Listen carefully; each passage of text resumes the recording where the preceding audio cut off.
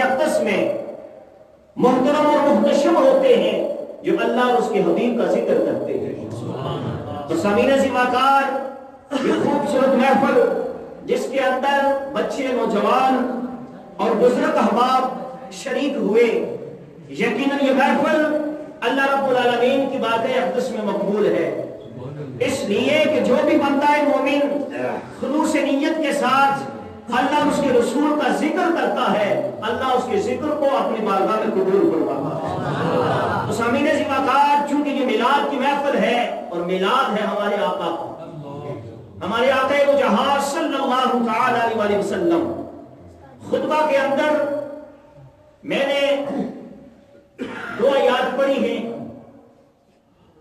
ایک میں ذکر ہے کہ نبی مکرم صلی اللہ علیہ وسلم مومنوں پر ان کی جانوں سے زیادہ حق رکھتے ہیں، اور دوسری وہ آیت مقدسہ ہے کہ جس کے اندر خالق کائنات نے فرمایا کہ ہم نے یہ ہے وہ رسول جن میں سے بعض پر بعض کو ہم نے فضیلت دی. ان میں سے کسی نے رب سے کلام کیا اور کسی کو خالق کائنات نے درجوں بلند کر دیا. اور سامعین زیباکار، لفظ ہے نبی جو، کیا لفظ ہے؟ نبی جو. تو اس کا ایک مادہ اشتقاق جو ہے نبا سے النبوۃ، اور نبوۃ کا معنی ہے الارتفاع، یعنی بلندی. اور مفسرین کرام نے لکھا کہ النبوۃ کا مطلب ہے الارتفاع، یعنی بلندی، کہ وہ شخصیت جس کو اللہ بلند فرمائے. اس اعتبار سے اب نبی کا معنی یہ ہوا کہ نبی اس کائنات میں سب سے اعلیٰ اور ارفع ہوگا. اگر نبا سے اس کا مادہ اشتقاق نبوت لیا جائے تو اس کا معنی یہ بنتا ہے کہ اس کائنات کے اندر اللہ نے جس کو بھی نبی بنا کر بھیجا وہ اس کائنات سے اعلیٰ اور ارفع ہے.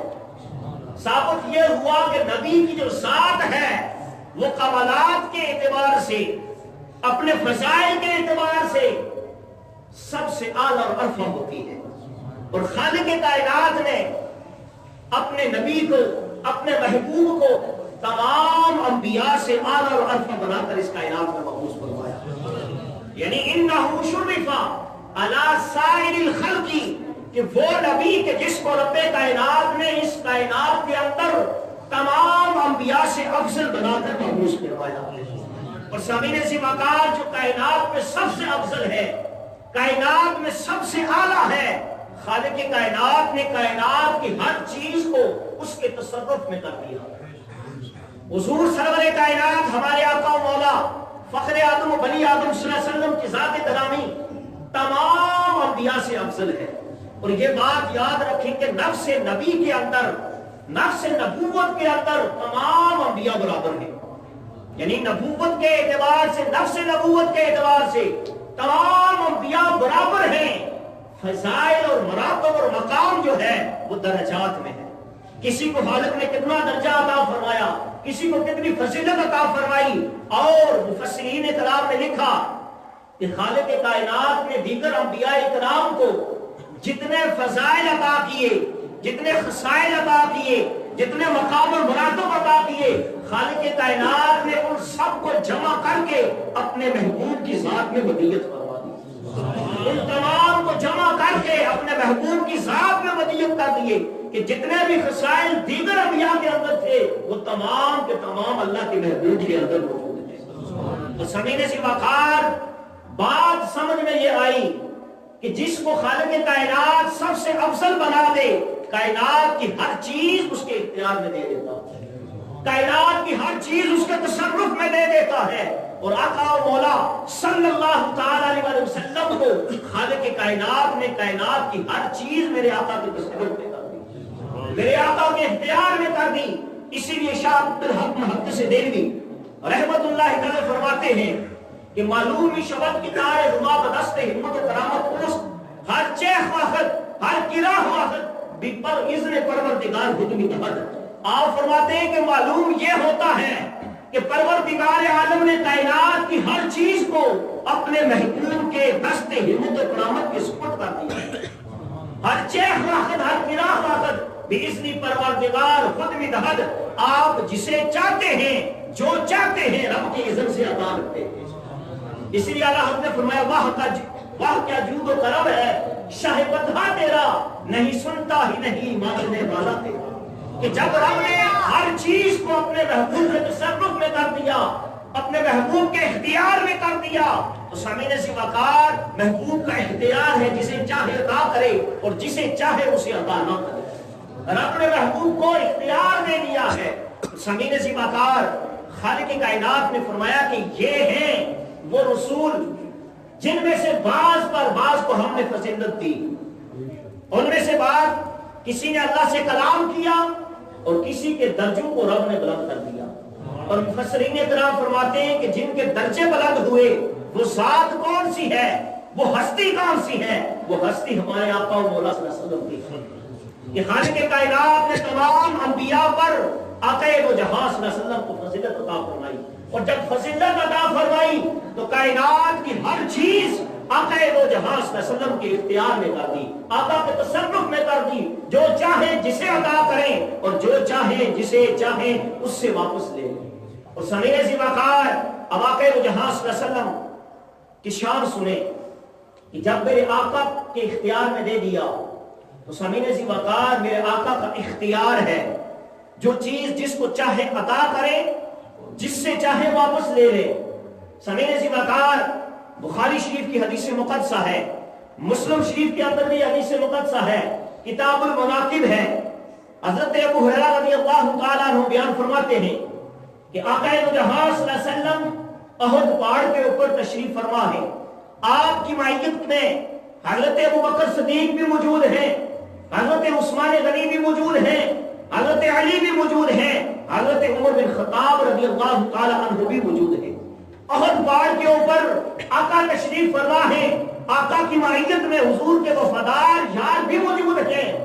آپ فرماتے ہیں کہ پہاڑ ہلنا شروع ہو گیا، پہاڑ ہلنا شروع ہو گیا۔ ایک روایت کے اندر آتا ہے فراجہ بہم، اس پہاڑ کو وجد آ گیا۔ ایک وفی روایت تحرکت، وہ پہاڑ ہلا۔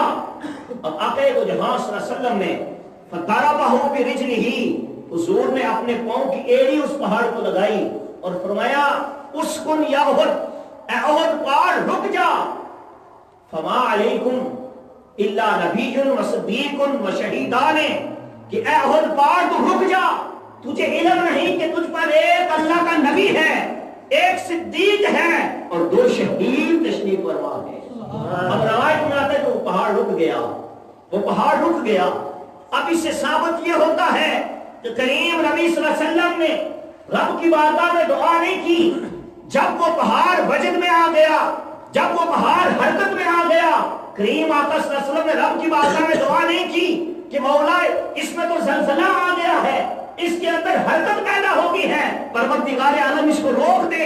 نہیں، آقا نے اپنا اختیار استعمال کیا، اس لیے کہ رب نے اپنے محبوب کو اختیار کلی دے دیا ہے، اور رب کے حبیب نے ایڑی لگائی، وہ پہاڑ رک گیا اور فرمایا تو نہیں جانتا تیرے اوپر ایک اللہ کا نبی ہے، ایک صدیق ہے اور دو شہید موجود ہیں۔ اب دیکھیں کہ یہ آقا کی شان ہے کہ اللہ نے اپنے حبیب کو اختیار دے دیا، تصرف دے دیا کہ حضور نے پہاڑ کو ایڑی لگائی، پہاڑ رک گیا۔ فرمایا کہ تو نہیں جانتا تیرے اوپر ایک نبی بھی ہے، صدیق ہے، دو شہید موجود ہیں۔ اب سامعین ذی وقار اگر اس کا ایک معنی یہ لیا جائے کہ میرے نبی کو اللہ نے علم غیب بھی دیا ہے، کہ اللہ کے حبیب نے فرما دیا ایک نبی ہے، ایک صدیق ہے اور دو شہید موجود ہیں، اور وہ شہید کون تھے؟ حضرت علی اور حضرت عثمان غنی رضی اللہ تعالی عنہ۔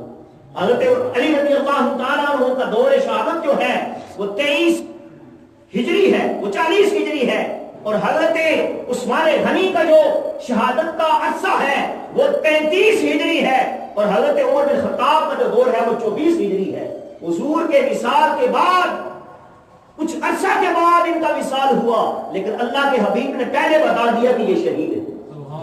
اس سے ثابت یہ ہوا کہ اللہ نے اپنے حبیب کو علم غیب بھی عطا کر دیا اور اختیار عطا کر دیا۔ حضور نے ایڑی لگائی، وہ پہاڑ رک گیا۔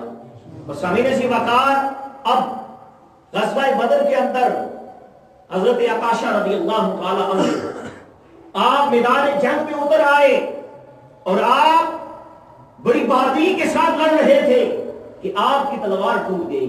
حضرت عکاشہ رضی اللہ تعالیٰ عنہ آپ نے وہ تلوار لی، حضور کی عرضہ میں آ گئے، در مصطفیٰ پہ پہنچ کے عرض کرتے ہیں اللہ کے حبیب یہ تلوار میرے پاس تھی، میں اس سے لڑ رہا تھا، یہ ٹوٹ گئی ہے، اب میں کیا کروں؟ اب اللہ کے حبیب نے رب کی بارگاہ میں دعا نہیں کی. آپ نے دیکھا کہ پاس ایک خشک لکڑی پڑی تھی. اللہ کے حبیب نے وہ لکڑی اٹھائی، حضرت عکاشہ رضی اللہ عنہ کو دے دی کہ یہ لو اور اس کے ساتھ لڑو. اور سمیع ذمہ حضرت عکاشہ رضی اللہ تعالیٰ عنہ بیان فرماتے ہیں کہ میں وہی لکڑی اٹھا کے لڑنا شروع کر دیا.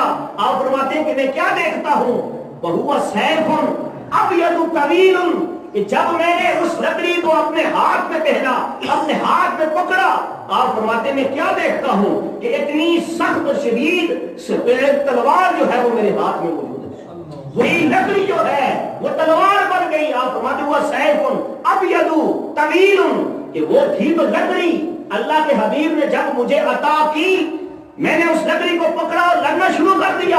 میں کیا دیکھتا ہوں کہ میرے ہاتھ میں وہی لکڑی ایک سفید اور سخت ترین تلوار بن گئی. نعرہ